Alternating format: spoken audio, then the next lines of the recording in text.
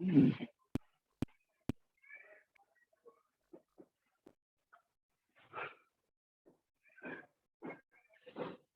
everyone, good evening.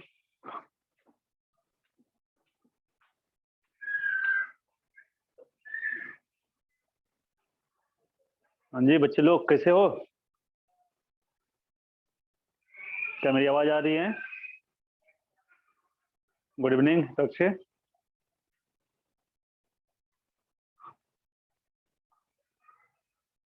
Okay, और video clear है? Audio video दोनों क्लियर हैं? Good evening Jaikaran. Okay okay.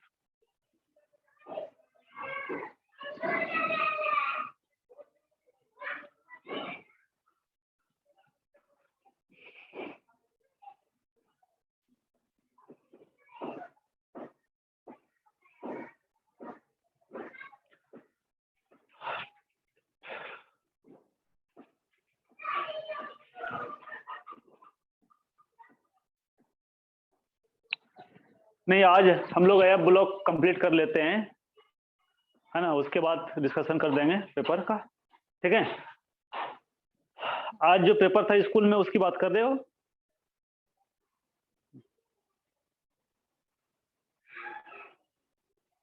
Jaikaran, आज जो स्कूल में पेपर था, ओके, हाँ तो कर देंगे।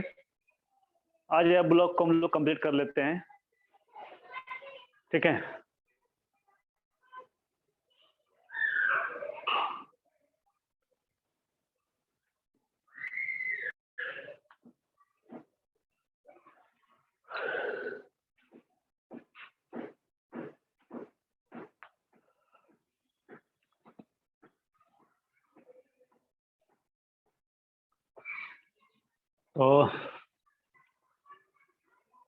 तो शुरू करते हैं हम लोग। अच्छा, ये लास्ट क्लास में क्या चल रहा था बताना जयकरण? लास्ट क्लास में क्या चल रहा था? हिताक्षी, लास्ट क्लास में क्या चल रहा था? कौन सा टॉपिक चल रहा था?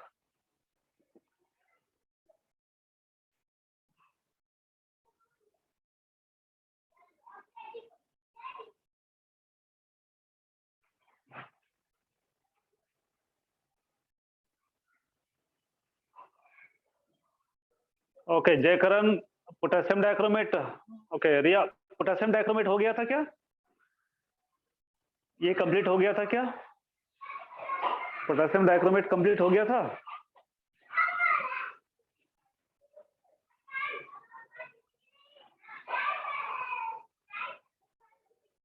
पोटेशियम डाइक्रोमेट कंप्लीट हो गया था क्या? देखो तो।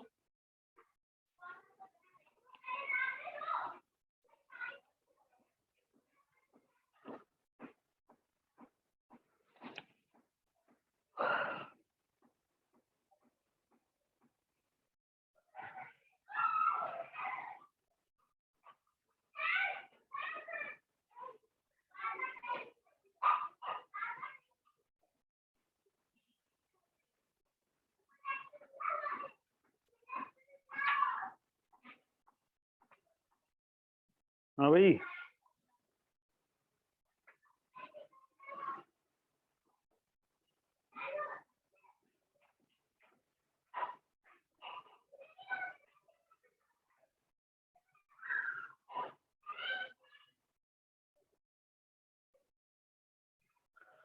पोटेशियम डाइक्रोमेट कंप्लीट हुआ था कि नहीं लास्ट क्लास में? इसमें कुछ बाकी रह गया था? थोड़ा सा मुझे बताना। आप देखो ना, यूज हो चुका है?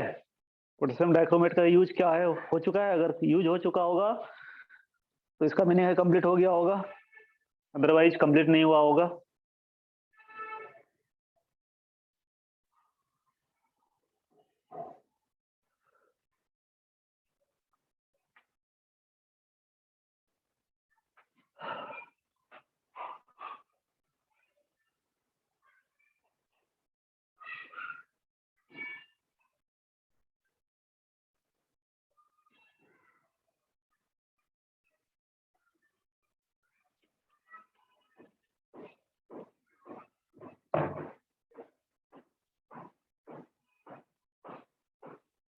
हाँ भाई।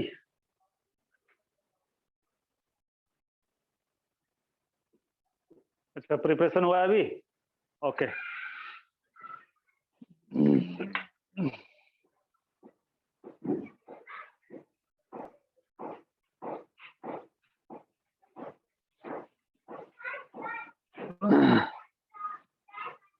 ठीक है,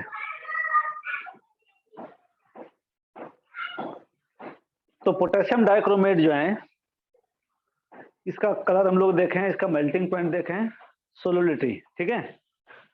प्रॉपर्टीज, अब हेडिंग देना प्रॉपर्टीज, ठीक है। प्रॉपर्टीज,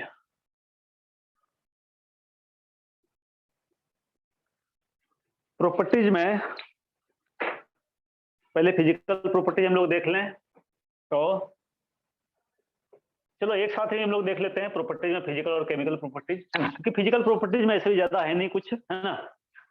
तो फिजिकल प्रॉपर्टीज में ऐसे भी कुछ ज्यादा है नहीं, बस कलर देखना है वाटर में सोलुबल है या नहीं है। तो इट इज जो है ऑरेंज कलर, है ना, ऑरेंज, है ना, कलर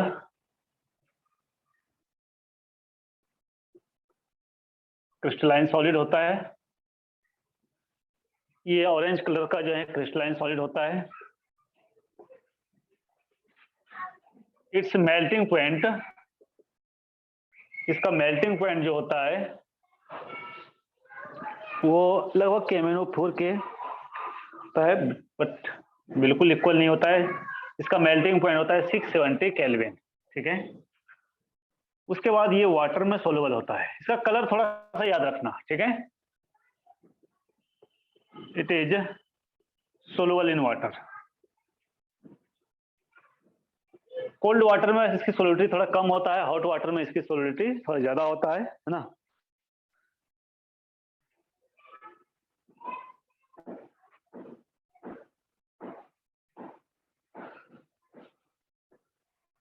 उसके बाद एक्शन ऑफ हीट, जब हम लोग इसको हीट करते हैं तो ये क्या बनाता है भाई, तो K2Cr2O7, इसको जब आप गर्म करोगे किस टेम्परेचर पर, तो जब आप इसको गर्म करोगे जो है तो ये बनाएगा क्रोमेट आयन, है ना, पोटेशियम डाइक्रोमेट। ये Cr K2Cr O4 बनाता है भाई, प्लस Cr2O3 बनाता है, प्लस प्लस वाटर बनाता है, नहीं ऑक्सीजन गैस, है ना, प्लस ये ऑक्सीजन गैस बनाता है, ठीक है, ये बनाता है। तो पोटेशियम डाइक्रोमेट को जब आप गर्म करोगे तो ये 4 मोल, ये भी 4 मोल्स, ठीक है, और ये हो जाएगा 2 मोल्स, ठीक है। तो पोटेशियम डाइक्रोमेट को गर्म करने पर क्रोमेट आयन देता है ना। This is the dichromate ion, इसको हम लोग डाइक्रोमेट आयन कहते हैं, पोटेशियम डाइक्रोमेट, या सिंपली हम लोग डाइक्रोमेट का। और this is known as chromate ion, chromate, है ना। पिछले क्लास में मैंने बताया था कि एसिडिक सॉल्यूशन में, एसिडिक सॉल्यूशन में यानी एसिड में जो है ये इक्विलिब्रियम में होता है, कौन, क्रोमेट और डाइक्रोमेट, ये दोनों इक्विलिब्रियम में होता है, ठीक है। और O2 गैस बनता है, रिएक्शन को बैलेंस कर लेना है, यहाँ 3 ऑक्सीजन हो जाएगा, है ना, 3 मोल्स ऑफ O2, ठीक है। चलो ये तो ठीक है। अब ये जो है ऑक्सीडाइजिंग एजेंट होता है ना। क्यों ऑक्सीडाइजिंग एजेंट होता है, और किस किस मीडियम में ये ऑक्सीडाइजिंग एजेंट की तरह बिहेव करता है, ये भी हमें देखना है।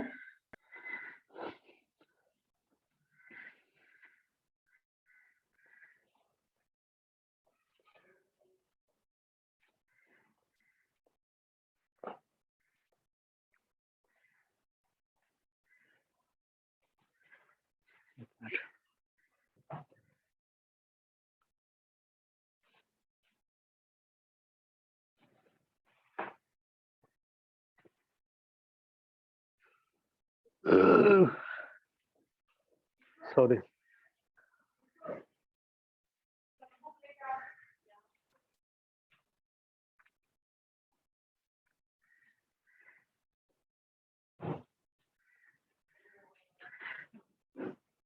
तो नेक्स्ट,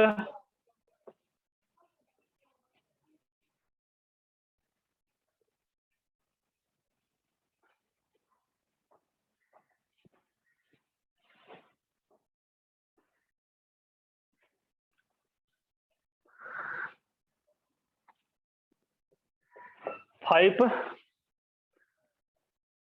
इज ऑक्सीडाइजिंग एजेंट, है ना, ऑक्सीडाइजिंग एजेंट। ठीक, तो पोटेशियम डाइक्रोमेट ये भी ऑक्सीडाइजिंग एजेंट है, बट और स्ट्रॉन्ग ऑक्सीडाइजिंग एजेंट की कैटेगरी में आता है, बट KMnO4 से ये वीक ऑक्सीडाइजिंग एजेंट होता है। तो इट इज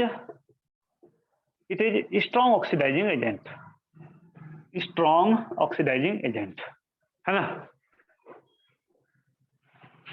तो ये भी स्ट्रॉन्ग ऑक्सीडाइजिंग एजेंट है। क्या होता है वही तो K2Cr2 और O7, है ना। यहाँ आप देखोगे तो क्रोमियम जो है +6 ऑक्सीडेशन स्टेट में होता है, यानी कि यहाँ क्रोमियम जो है क्या होता है तो मैक्सिमम ऑक्सीडेशन स्टेट में होता है, मैक्सिमम ऑक्सीडेशन नंबर या मैक्सिमम ऑक्सीडेशन स्टेट में होता है। और आप जानते हैं कि कोई भी जो है कंपाउंड में central atom maximum oxidation number में होता है तो वो ऑक्सीडाइजिंग एजेंट की तरह बिहेव करता है ना। क्यों? क्योंकि मैक्सिमम ऑक्सीडेशन स्टेट का मीनिंग क्या होता है कि इसका सिर्फ और सिर्फ, है ना, ओनली रिडक्शन टेक्स प्लेस, इसका सिर्फ और सिर्फ रिडक्शन हो सकता है, इसका ऑक्सीडेशन जो है इसका ऑक्सीडेशन नहीं हो सकता है, और जिसका रिडक्शन हो सकता है वो ऑक्सीडाइजिंग एजेंट के होता है। ठीक है, बट अगर हम लोग KMnO4 से तुलना करें तो KMnO4 से जो है ये वीक ऑक्सीडाइजिंग एजेंट होता है ना। तो इट इज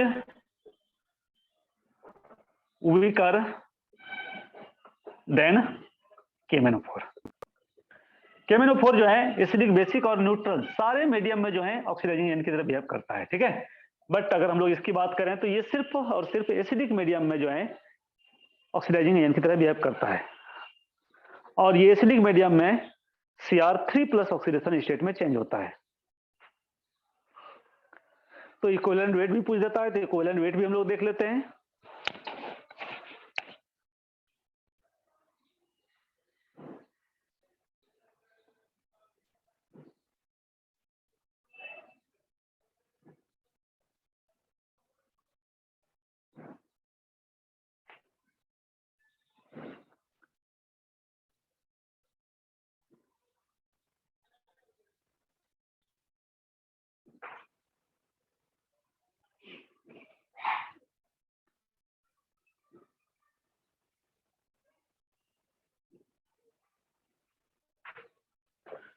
तो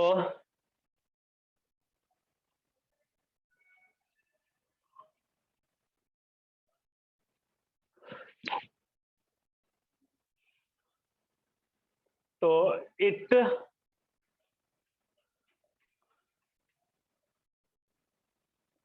इज कन्वर्टेड टू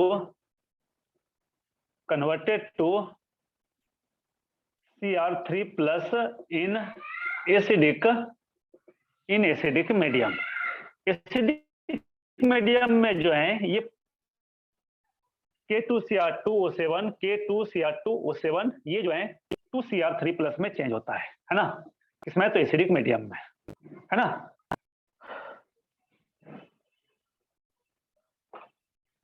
मींस कि अगर एसिडिक मीडियम में आप इसका इक्विवेलेंट वेट देखोगे तो इसका इक्विवेलेंट वेट क्या हो जाएगा भाई, तो क्रोमियम में यहाँ जो है इसका ऑक्सीडेशन नंबर क्या होता है +6 होता है, और यहाँ इसका ऑक्सीडेशन नंबर क्या होता है तो यहाँ इसका ऑक्सीडेशन नंबर +3 होता है। तो चूंकि यहाँ 2 क्रोमियम है तो दोनों का हम लोग को लेना पड़ेगा 2 × +6, तो ये +12 हो जाएगा। यहाँ 2 क्रोमियम का कितना हो जाएगा 2 × +3, तो ये हो गया +6। तो चेंज इन ऑक्सीडेशन नंबर कितना हो रहा है, तो चेंज इन ऑक्सीडेशन नंबर ये हो गया 12 - 6 = 6, है ना। तो इक्विवेलेंट वेट क्या हो जाएगा, तो equivalent weight of K2Cr2 K2Cr2O7 in acidic medium, है ना। ये मेंशन करना जो है जरूरी है एसिडिक मीडियम में, क्योंकि बेसिक मीडियम में इसका ऑक्सीडेशन नंबर चेंज नहीं होता है, ठीक है। Equivalent weight of K2Cr2 in acidic medium K2Cr2O7 का आप मोलिकुलर मास निकाल लो, है ना। इसका आप मोलिकुलर मास निकाल लेना, देख लेना कितना आता है K2Cr2O7, जो भी आएगा यहाँ मोलिकुलर मास का वैल्यू रख देना और इसको डिवाइड कर देना 6 से। तो this is the equivalent weight of K2Cr2O7 in acidic medium.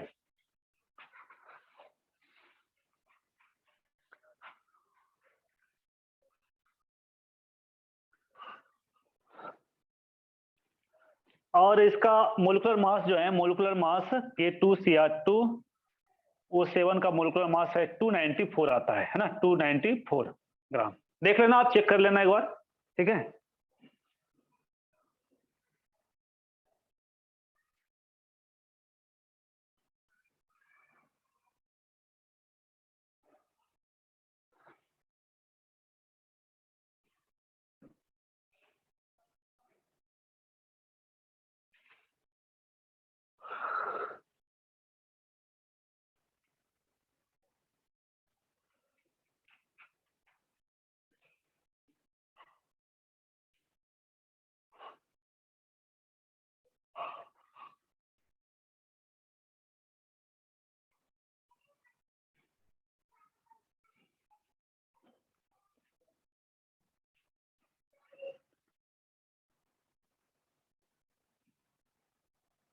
हो गया। अच्छा, तो लिखना बेसिक मीडियम में कि इन बेसिक मीडियम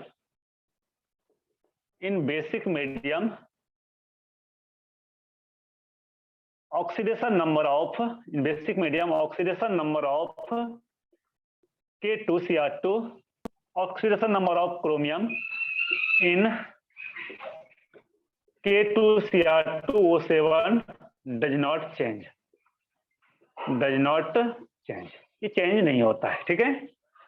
और बात रही न्यूट्रल मीडियम का, तो न्यूट्रल मीडियम में ये रिएक्शन ही नहीं करता है। बेसिक मीडियम में ये बेस के साथ रिएक्शन करता है, लेकिन ऑक्सीडेशन नंबर चेंज नहीं होता है, इसलिए ऑक्सीडाइजिंग एजेंट की तरह ये बिहेव नहीं करता है।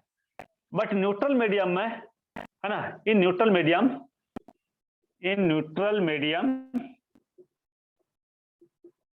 It does not react. तो न्यूट्रल मीडियम में ये रिएक्शन ही नहीं देता है ना। तो हम लोग कह सकते हैं यहाँ नॉट आप कर लेना कि K2Cr2O7 सिर्फ जो है एसिडिक मीडियम में ही ऑक्सीडाइजिंग एजेंट की तरह बिहेव करता है। तो लिखना K2Cr2O7 only acts as oxidizing agent in acidic medium,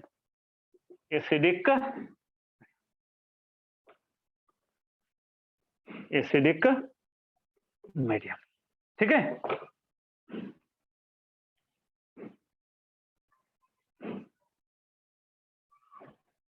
तो सिर्फ जो है एसिडिक मीडियम में ही ये जो है ऑक्सीडाइजिंग एजेंट की तरह बिहेव करता है।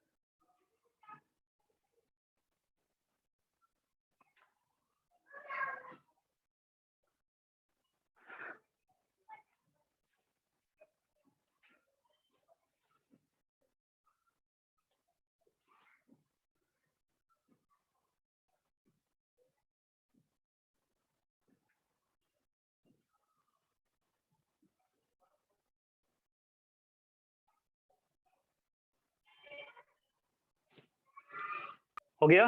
चलो कुछ रिएक्शन हम लोग पढ़ते हैं।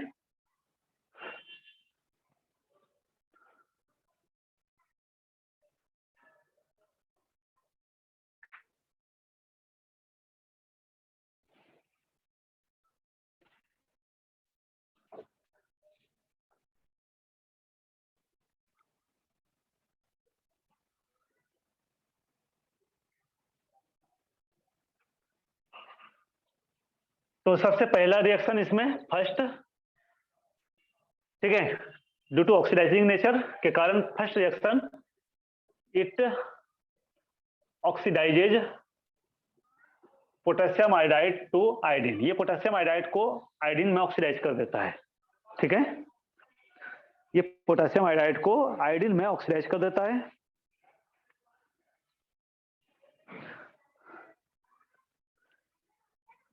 मीन्स कि जब K2Cr2O7 प्लस, जैसा मैंने कहा H2SO4 आपको लेना है एसिडिक मीडियम में, और प्लस Ki, ये प्रोडक्ट क्या बनाएगा भाई? तो एक और बात हमने आपसे कही थी कि एसिडिक मीडियम में ये सल्फेट आयन बनाता है, तो ये बनाता है K2SO4 plus Cr2SO4 whole thrice, ठीक है, प्लस वाटर बनेगा और आयोडीन को, है ना, प्लस आयोडीन और प्लस 7 मोल्स ऑफ वाटर, है ना, ये बनेगा। मीन्स के यहाँ जो है पोटेशियम आयोडाइड, यहाँ माइनस आयोडीन -1 ऑक्सीडेशन स्टेट में है, यहाँ 0 हो गया, है ना। तो आयोडीन का ऑक्सीडेशन हो रहा है, तो आयोडीन को ये ऑक्सीडाइज कर देता है, ठीक है, और खुद रिड्यूस होगा, है ना, ये खुद क्या होगा, रिड्यूस होगा। और हमने क्या कहा, ये किस स्टेट में रिड्यूस होगा, तो ये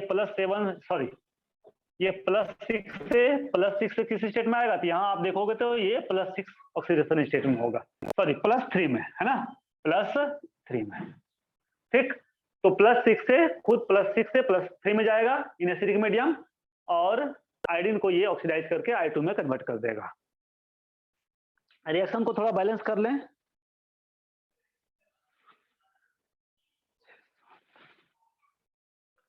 ठीक है। तो ये पोटेशियम आयोडाइड यहाँ 6 मोल लेते हैं, 7 मोल H2SO4,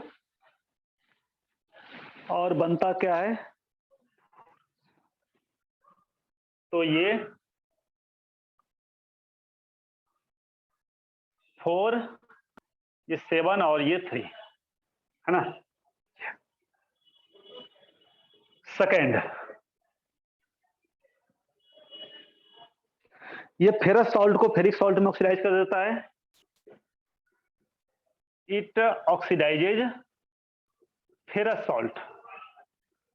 फेरस सॉल्ट में आप जानते हो कि आयरन +2 ऑक्सीडेशन स्टेट में होता है फेरस, और इसको ऑक्सीडाइज कर देता है फेरिक सॉल्ट। फेरिक सॉल्ट में आयरन किस ऑक्सीडेशन स्टेट में होता है, वही तो +3 में होता है। तो ये फेरस को फेरिक में कन्वर्ट कर देता है। तो K2SO4 K2Cr2O7 plus H2SO4 acidic medium में, और प्लस आयरन सल्फेट, ये कन्वर्ट कर देगा किसमें, ये कन्वर्ट कर देगा जो है फेरिक सल्फेट में। तो K2SO4 Cr2SO4 होल थ्राइस में, ठीक है, ये दोनों तो बनेगा ही, प्लस यहाँ हो जाएगा Fe2SO4 होल थ्राइस प्लस क्या निकलेगा, तो वाटर, है ना, ये बना देगा।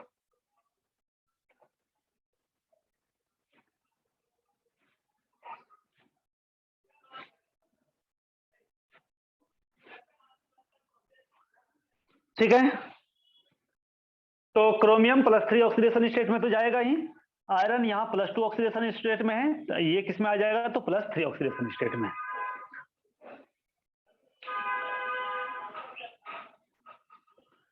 रिएक्शन को बैलेंस कर लें,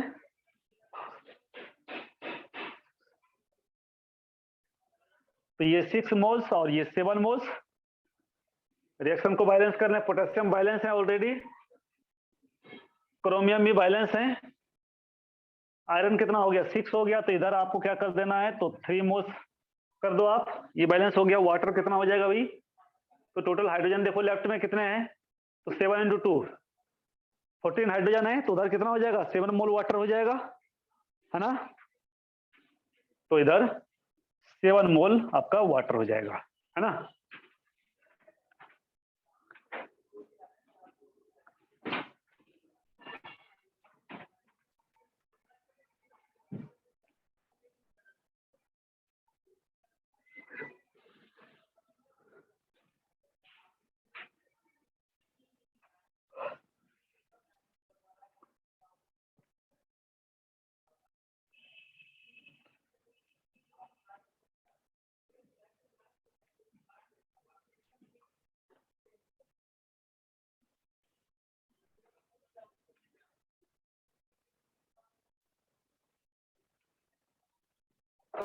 चलो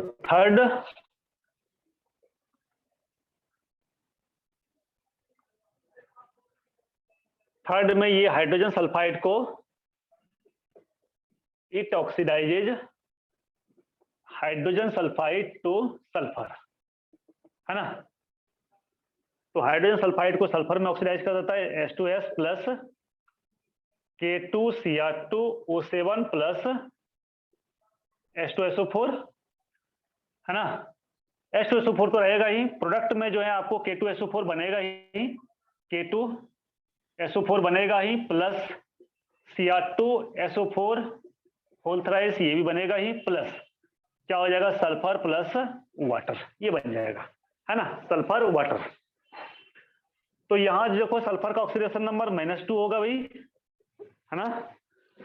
सल्फर का ऑक्सीडेशन नंबर कितना हो जाएगा इधर, तो -2, और यहां सल्फर किस में चला गया, 0 में, ठीक है। रिएक्शन को बैलेंस करो, K2Cr2 ये बैलेंस है, इधर 7 कर दो, इधर 7 मोल हो जाएगा, सल्फर भी 7 हो जाएगा, 7 सल्फर, ना 8 सल्फर हो जाएगा भाई, 7 सल्फर 8 नहीं होगा, एक ही सल्फर होगा, ठीक है, एक ही सल्फर होगा।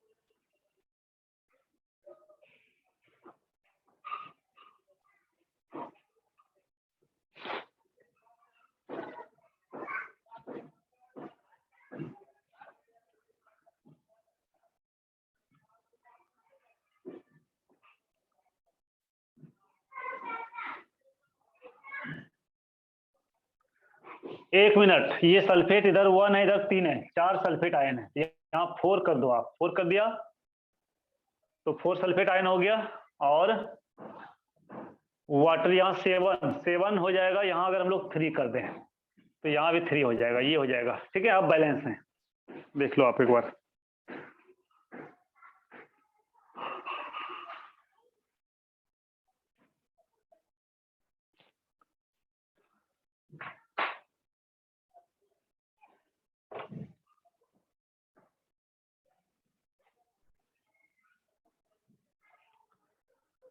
Four it oxidises sulphide to sulphate, sulphide to sulphate, ये सल्फाइड को भी सल्फेट में ऑक्सीडाइज कर देता है,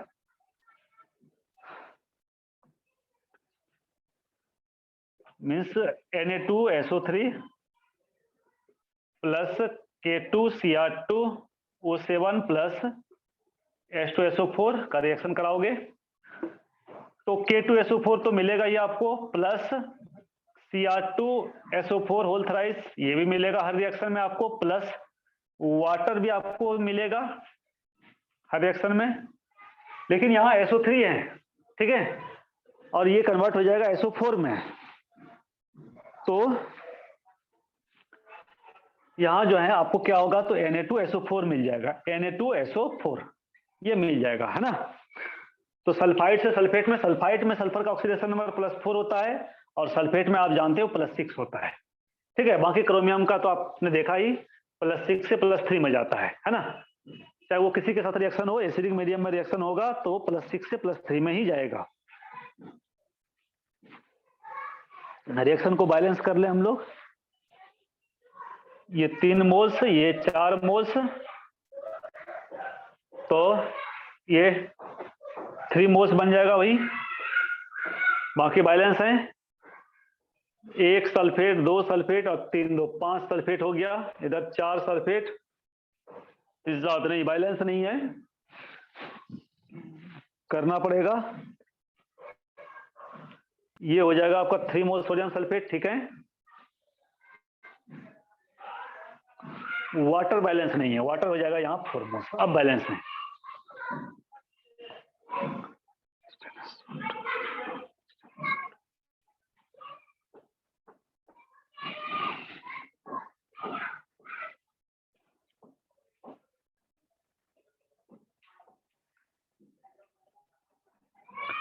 ओह माय गॉड, क्या बोर्ड दिख रही है? लाइट कट गई है।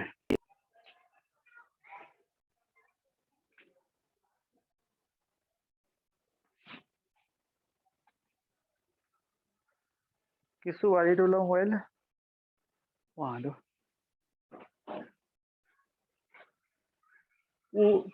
वो नीचे होगा, देखो वो स्टैंड, मोबाइल स्टैंड, वहां वहां बेड के नीचे।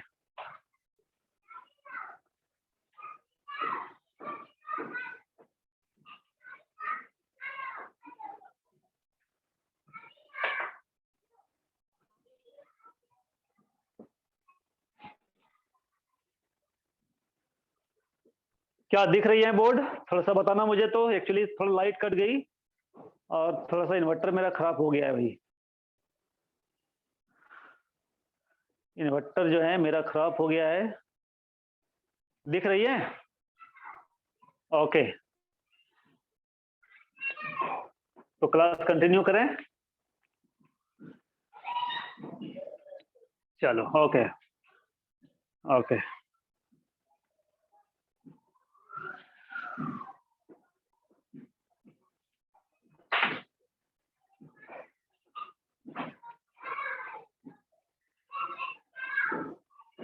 हो गया?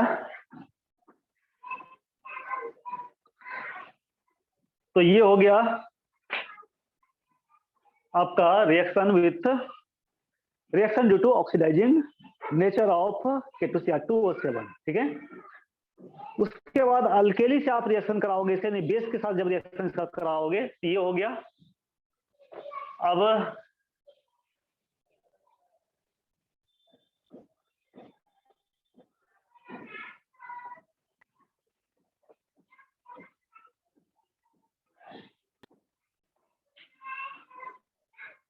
अब 6 लिखना, reaction of K2Cr2O7 with base. Reaction वो खत्म हो गया है ना, ऑक्सीडाइजिंग रिएक्शन विथ बेस, है ना, बेस के साथ रिएक्शन, ठीक है।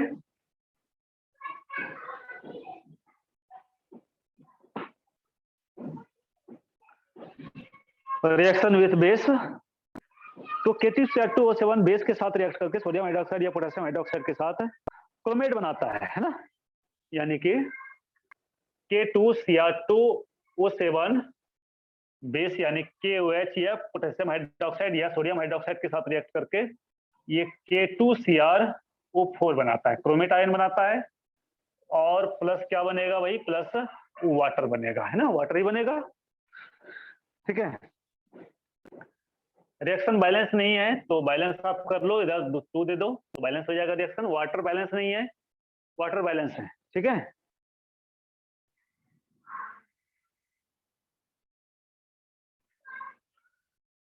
तो ये तो ऑरेंज कलर होता है, ये आप जानते हो, ये ऑरेंज कलर होता है, और बेस के साथ रिएक्ट करके क्रोमेट आयन बनाता है, जो कि ये कैसा होता है, तो ये येलो कलर का होता है। क्रोमेट आयन जो है ये येलो कलर का होता है।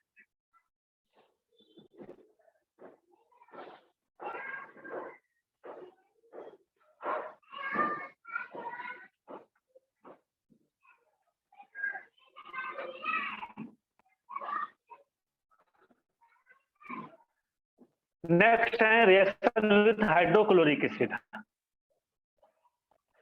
Reaction with hydrochloric acid HCl K2Cr2S K2Cr2O7 plus HCl ये रिएक्ट करके क्या देता है? तो पोटेशियम क्लोराइड देता है, ये पोटेशियम क्लोराइड देता है प्लस CrCl3 देता है, क्रोमाइल क्लोराइड देता है प्लस वाटर देता है और प्लस क्लोरीन गैस देता है ना, क्लोरीन गैस।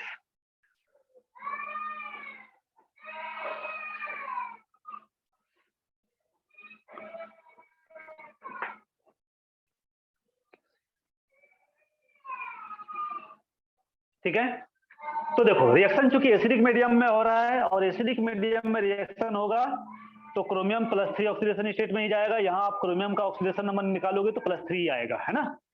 तो चूंकि एसिड है ना, तो एसिड है तो +3 ऑक्सीडेशन स्टेट में जाएगा, है ना।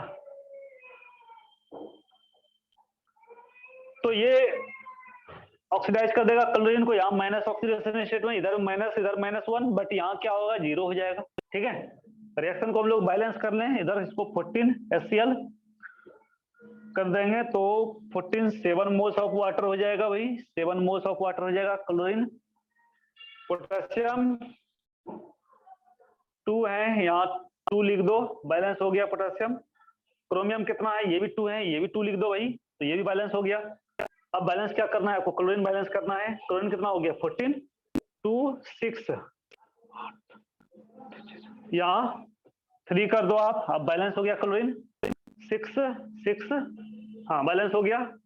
और ऑक्सीजन भी बैलेंस हो गया, है ना।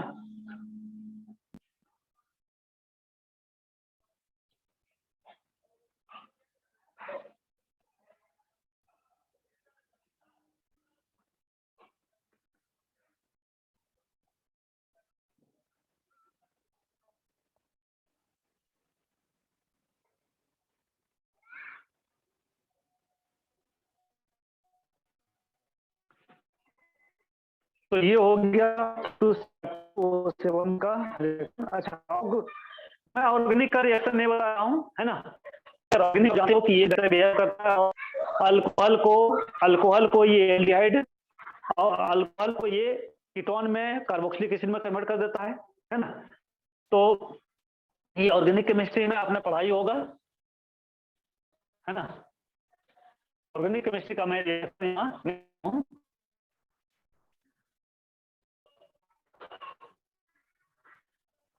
है ना।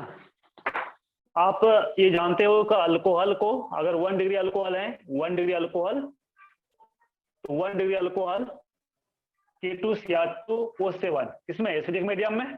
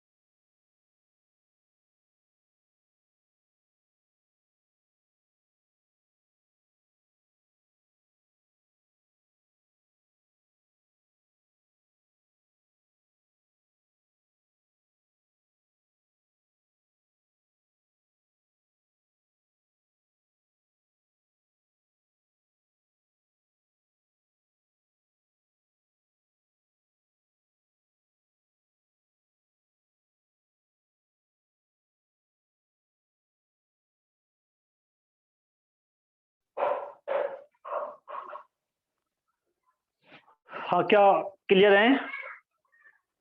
क्या ऑडियो वीडियो क्लियर है? जयकरण, ऑडियो वीडियो क्लियर है क्या?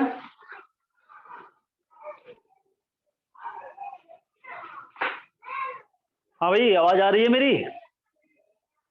हेलो,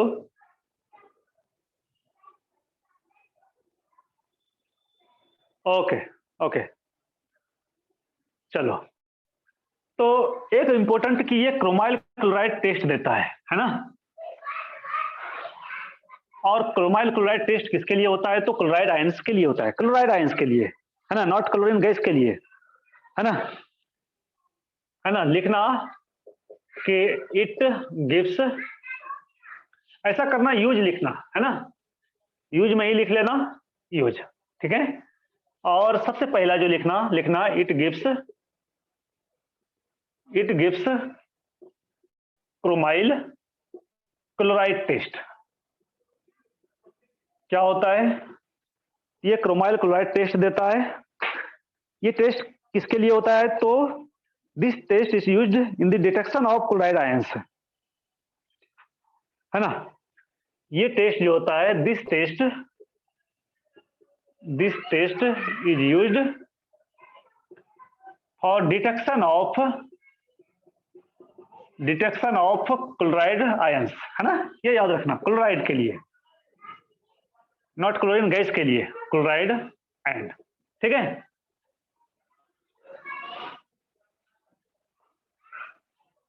ठीक है, इन क्वालिटेटिव एनालिसिस, तो क्वालिटेटिव एनालिसिस में इस टेस्ट का यूज होता है क्लोराइड आयंस के डिटेक्शन में, ठीक है।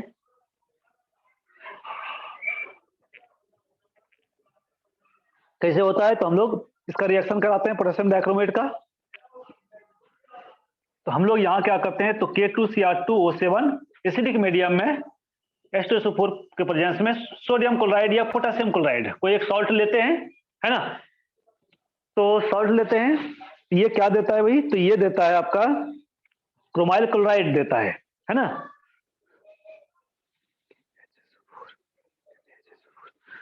तो ये देता है आपका KHSO4 plus NaHSO4, sodium bisulphate, potassium bisulphate देता है, प्लस CrO2Cl2 देता है। क्रोमाइल क्लोराइड इसको हम लोग कहते हैं, CrO2Cl2 को हम लोग क्रोमाइल क्लोराइड कहते हैं, इसी को हम लोग कहते हैं क्रोमाइल क्लोराइड।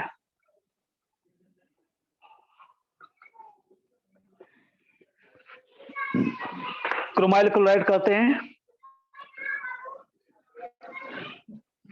कैसा होता है? तो ये तो आप जानते हो कि ये जो है ऑरेंज कलर का होता है, ये ऑरेंज कलर का जो है वेपर देता है ना, ऑरेंज रेड, नॉट, ये तो ऑरेंज कलर होता है।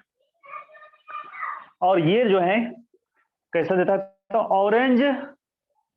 ऑरेंज रेड वेपर, ये ऑरेंज रेड वेपर देता है।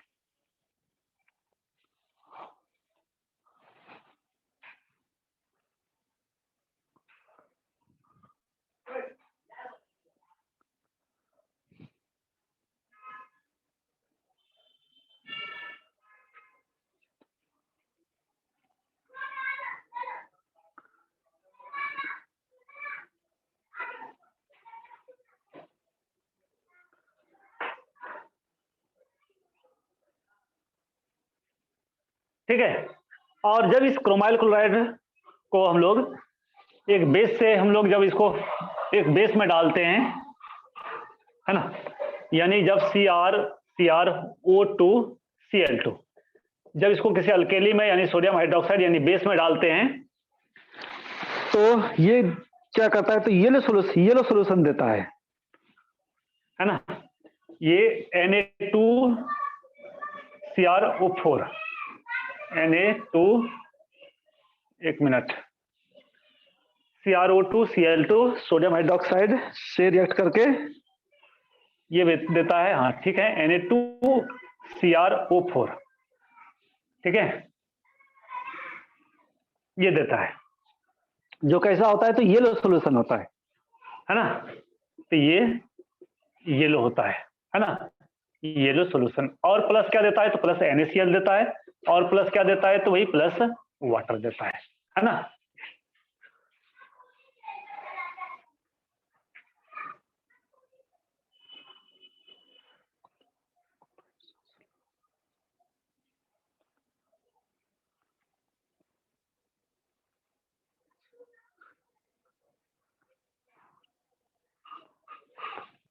है ना, रिएक्शन को बैलेंस कर लेना है, 4 इधर 2 moles of NaCl 2 moles of water, है ना। ये लो,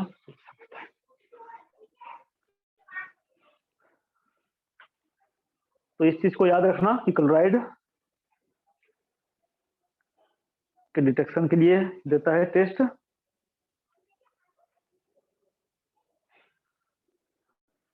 चलो और कुछ यूज इसका हम लोग देख लेते हैं।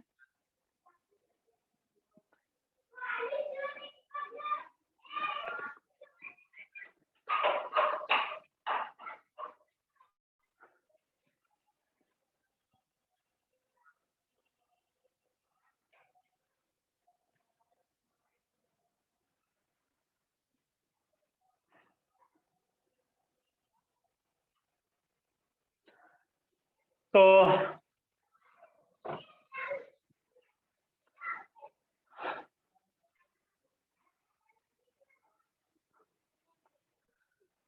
Second oxidising agent in organic chemistry, organic chemistry. उसके बाद इसका H2SO4 के साथ यूज जो है क्लीनिंग मिक्सर में भी यूज होता है, यानी a mixture of K2Cr2O7 plus and H24 is used in cleaning mixture,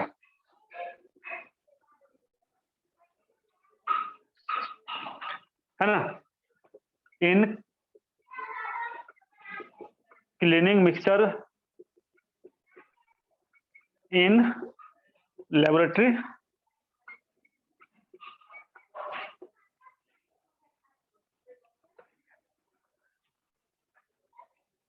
dying में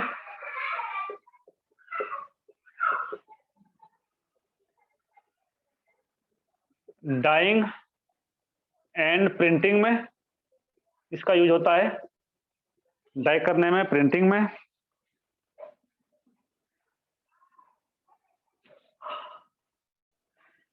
डाइंग DYEING डाइंग एंड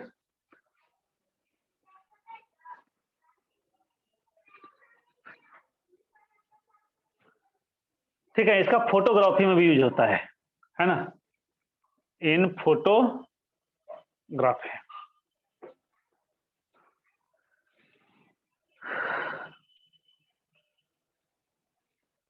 ठीक है, तो ये हो गया भाई, डी ब्लॉक जो है कंप्लीट हो गया।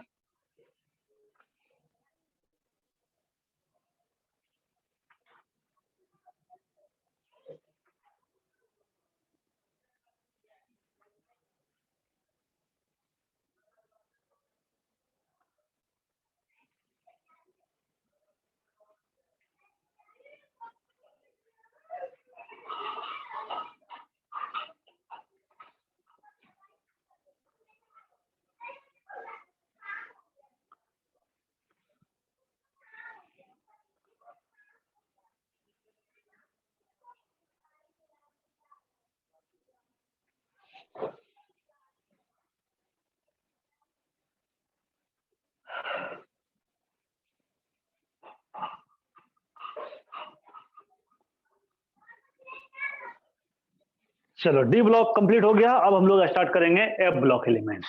तो हेडिंग देना एफ ब्लॉक एलिमेंट्स। इसमें ज्यादा टाइम नहीं लगेगा हमें, क्योंकि इसमें हमें किसी कंपाउंड के बारे में स्टडी नहीं करना है। क्या बात है भाई, आज बार बार लाइट कट रही है।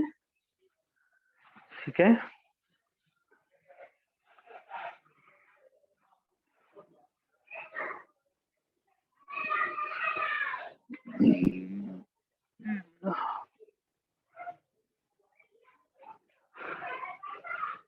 ठीक है, तो एफ ब्लॉक एलिमेंट्स,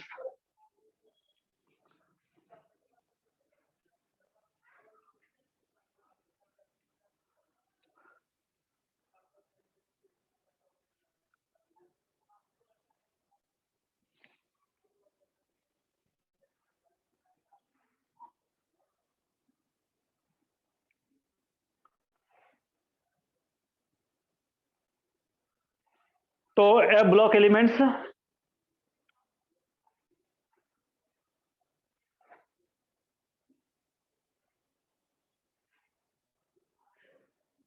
जय करण, क्या बोर्ड दिख रही है? अभी देखो तो आप मुझे बताओ कि बोर्ड दिख रही है?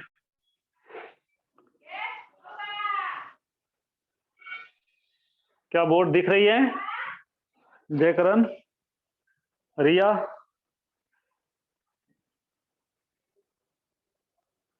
दिख रही है? ओके, चलो। तो एफ ब्लॉक एलिमेंट्स हमारे पीरियड टेबल में कहाँ है? तो ये तो आपको पता है भाई, है ना? दिख रही है? चलो ठीक है। तो एफ ब्लॉक जो है, एफ ब्लॉक एलिमेंट्स जो है, F block elements lie at the bottom of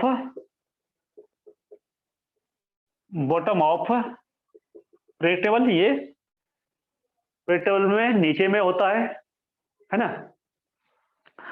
हम लोग एफ ब्लॉक एलिमेंट्स किसको कहेंगे? तो when last electrons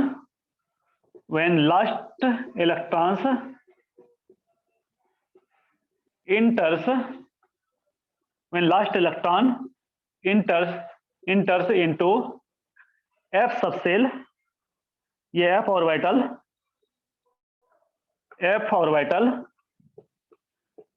is known as f block elements। तो लास्ट इलेक्ट्रॉन जो है वो इंटर करता है, एस में इंटर करेगा तो एस ब्लॉक हो जाएगा, पी में इंटर करेगा तो पी ब्लॉक हो जाएगा, डी में लास्ट इलेक्ट्रॉन इंटर करेगा तो डी ब्लॉक हो जाएगा। और लास्ट इलेक्ट्रॉन अगर एफ ऑर्बिटल में और एफ सबसेल में इंटर करता है तो उसको हम लोग एफ ब्लॉक एलिमेंट्स में रखेंगे, है ना? मीन्स उसको जगह कहाँ मिलेगा? तो एफ ब्लॉक में मिलेगा। ठीक है। उसके बाद आप जानते हो कि ये दो सीरीज में जो है इसको हम लोग जो है क्लासिफाई किए हैं। तो F block elements it is classified into two series। इसको दो सीरीज में जो है क्लासिफाई किया गया है।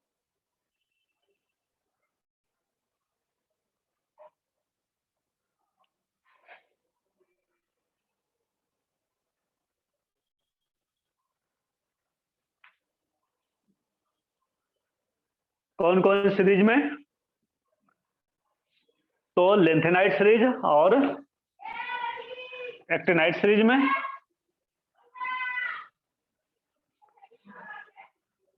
कौन कौन सीरीज में भाई? तो लेंथेनाइड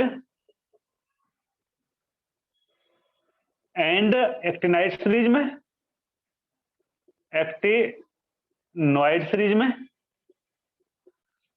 और दोनों ही सीरीज में कितने कितने एलिमेंट्स हैं भाई? तो टोटल जो है 28 एलिमेंट्स हैं, है ना? लेंथेनॉइड सीरीज में भी 14 एलिमेंट्स हैं और एक्टिनाइड सीरीज में भी 14 एलिमेंट्स हैं, है ना? दोनों में 14 एलिमेंट्स हैं।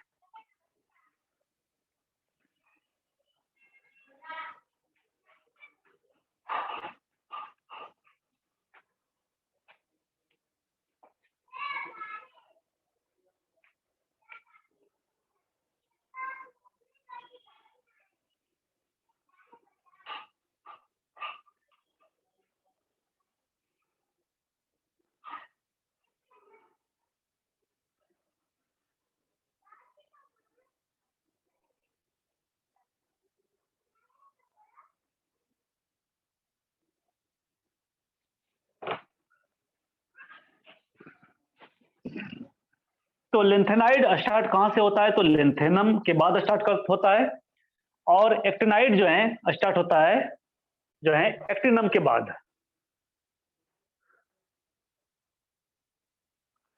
चलो हम लोग इसको समझते हैं थोड़ा सा बॉक्स में। इसका जनरल फॉर्मूला क्या होता है, तो जनरल फॉर्मूला हम लोग लिख लेते हैं पहले। जनरल फॉर्मूला, तो जनरल फॉर्मूला क्या होता है भाई, तो n-2 f1 से लेकर 14 तक n-1 d 0 से 0 या तो फिर 1 या तो 0 इलेक्ट्रॉन या तो 1 इलेक्ट्रॉन, ठीक है।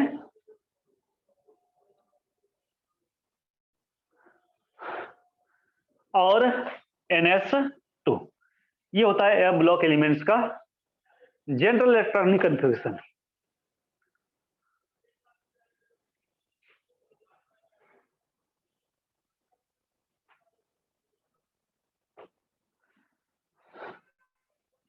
जहां n क्या होता है, तो नंबर ऑफ पीरियड होता है। n नॉट n-2, n जो है ये आपका नंबर ऑफ पीरियड होता है।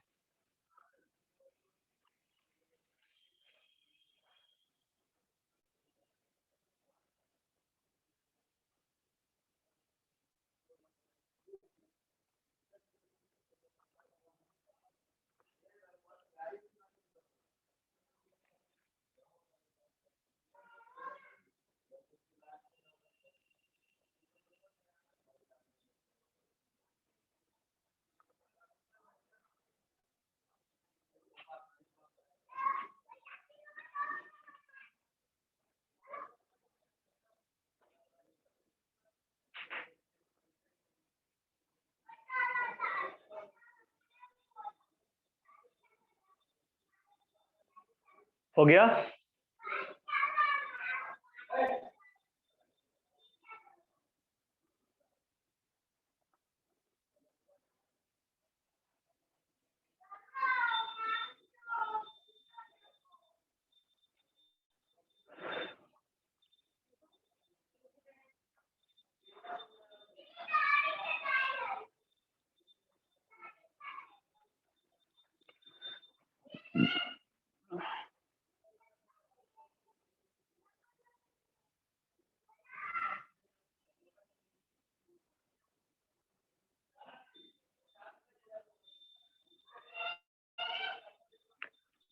चलो देखो, तो इसको हम लोग बॉक्स से देखो, एफ ब्लॉक में क्या होता है, तो ये हो गया आपका, ठीक है। इस तरह से दो सीरीज, इसको हम लोग कहते हैं लेंथेनाइड सीरीज, ये हो गया आपका लेंथेनाइड सीरीज, और ये एक्टिनाइड सीरीज। इधर मैं इधर लिख रहा हूं ऊपर में, चलो ऐसा करता हूं, ये हो गया लेंथेनाइड सीरीज, ये लेंथेनॉइड सीरीज,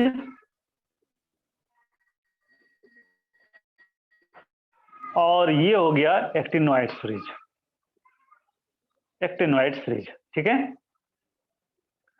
अच्छा, इसको हम लोग 4f सीरीज भी कहते हैं, 4f सीरीज भी कहते हैं, क्योंकि लास्ट इलेक्ट्रॉन इंटर करता है 4f में, है ना। और इसको हम लोग 5f सीरीज कहते हैं, याद रखना, ठीक है। यहां गड़बड़ होती है, गड़बड़ क्या होती है, तो इसको समझ लेता है कि ये 6f सीरीज होगा, ये 7f सीरीज होगा, क्योंकि ये 6 पीरियड से आता है। ये जो है लेंथेनाइड का एलिमेंट्स कहां से आता है, 6 पीरियड से आता है, ठीक है। ये नेक्स्ट क्लास में हम लोग देखेंगे, ये 6 पीरियड से आता है और ये 7th पीरियड से आता है। दिस है ना, these elements come from 7th period, ठीक है।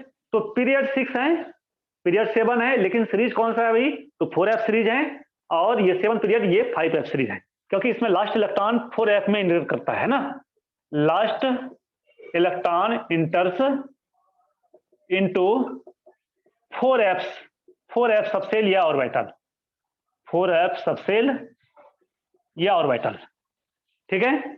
और इसमें जो है लास्ट, है ना, electron, last electrons, last electron इंटर्स into 5f, 5f subshell या ऑर्बिटल, ठीक है। इसलिए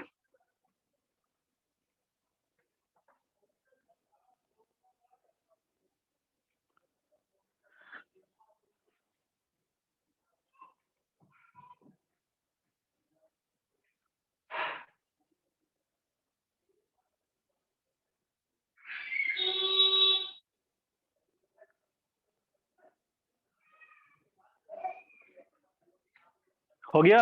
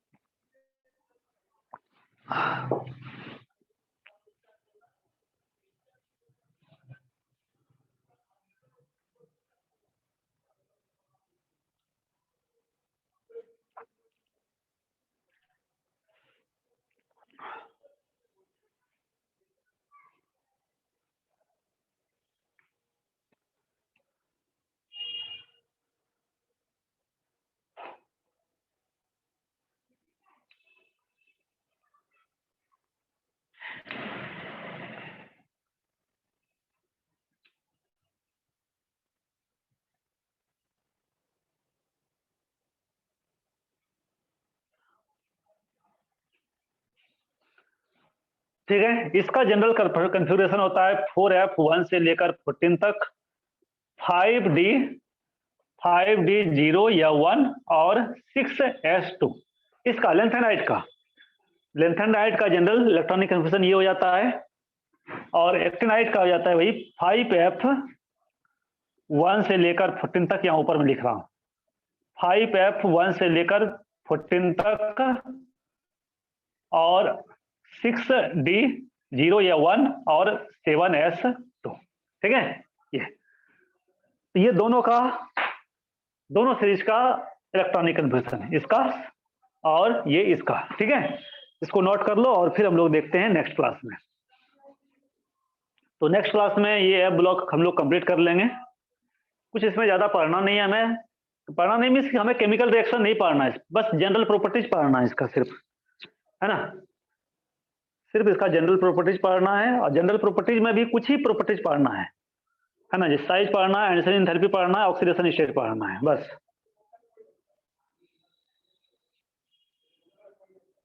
थोड़ा कलर वगैरह, मैग्नेटिक प्रॉपर्टीज वगैरह, है ना, बस। ठीक है, हो गया।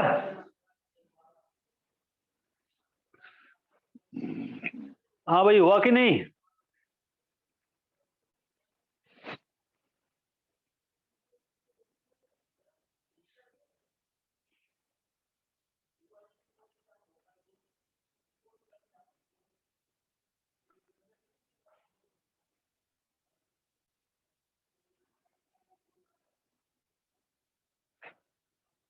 ठीक है, तो हो गया।